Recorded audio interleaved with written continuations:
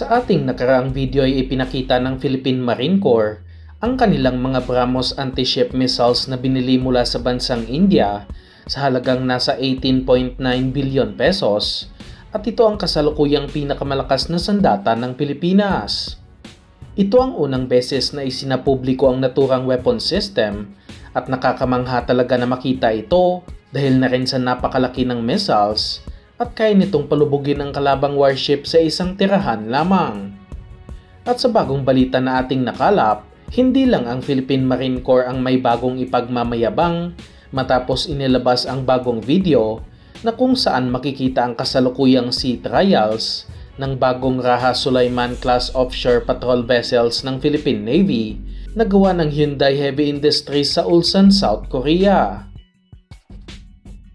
Nakakamangha talaga ang disenyo at forma ng bagong warship na ito na kung saan dinisenyo ito para sa long endurance patrol missions o mahabang panahon na paglalayag at mayroon itong reduced radar cross-section na ibig sabihin ay mahirap din itong makita sa radar kaya sulit na sulit talaga ang pagbili dito ng Philippine Navy lalo na't nasa 5 billion pesos lamang ang bawat isa nito.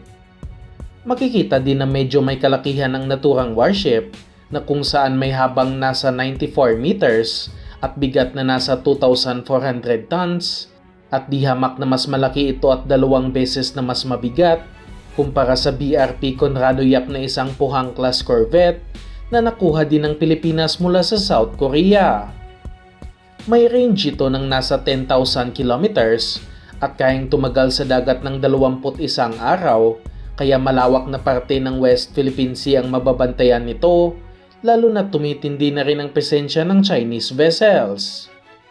Ito ang papalit sa mga lumang Jacinto class patrol vessels na kung saan mayroon tayong nasa 3 ngayon at lagpas 4 na dekada na rin sa serbisyo, kaya dapat na itong palitan ng Philippine Navy. At dahil nga sa patrol vessel lamang ang mga Raha Sulaiman class, armado lamang ito sa ngayon ng 76mm naval gun na inaarma sa mga bagong warships ng ating Navy, ilang mga 12.7mm heavy machine gun at nasa 2 Aselsan Smash 30mm autocannon bilang pangalawang armas ng vessel. Ngunit may planong kakabitan ang mga ito ng mga surface-to-air missile system na magiging pangunahing air defense ng vessel, pati na rin mga anti-ship missiles na panlaban naman sa mga surface targets tulad ng warships at kapag mangyayari nga ito ay magiging parang corvette na rin ang mga Raha Sulaiman vessels. Ino-offer din ito ng Hyundai para sa ating Philippine Coast Guard ngunit downgraded na variant ang kanilang ino-offer na kung saan hindi kasing advanced ang sistema at hindi rin kasing dami ang mga weapon system dahil na rin pang patrolya lang ang gagawin ng ating Coast Guard. Halos kasing laki na rin ito ng Teresa Magbanwa vessels na pinakamalaking barko ngayon sa armada ng Philippine Coast Guard kaya magandang opsyon din kung bibilhin nila ito. Samantalang sa isa pang balita na patungkol naman sa Philippine Air Force, pinaplano na namang bumili ng ehensya ng karagdagang 9 na long-range helicopters para sa search and rescue operations matapos bumagsak ang isa nilang helicopter nitong nakaraang linggo lamang. Ito ay matapos bumagsak ang isa nilang Bell Super Huey helicopter na magsasagawa sana ng disaster assessment sa Mindanao at nabili ng Pilipinas ang helicopter na ito ng segunda mano kaya medyo kalumaan na rin ang aircraft.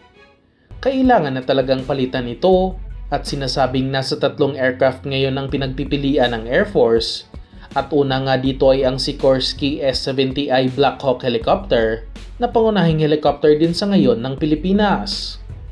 Nasa 48 units na Black Hawk ang in-order ng Philippine Air Force para sa combat operations ng hukbong sindatahan at ang bibilhing bago na ito ay para sa search and rescue operations at maganda ding opsyon ang mga Black Hawk helicopter.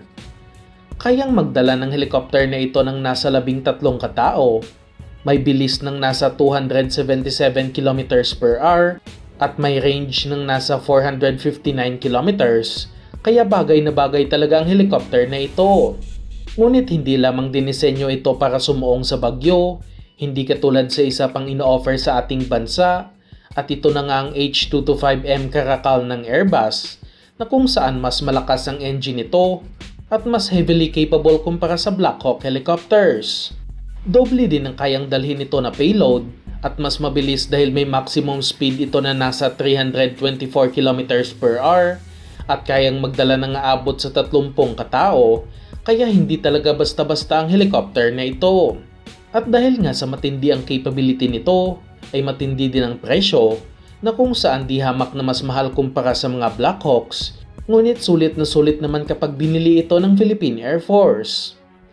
At ang pangatlo at panghuli naman ay ang Leonardo AW139 helicopter na kung saan subok na rin na lumipad sa kaligitnaan ng bagyo dahil na rin sa malakas na engine nito,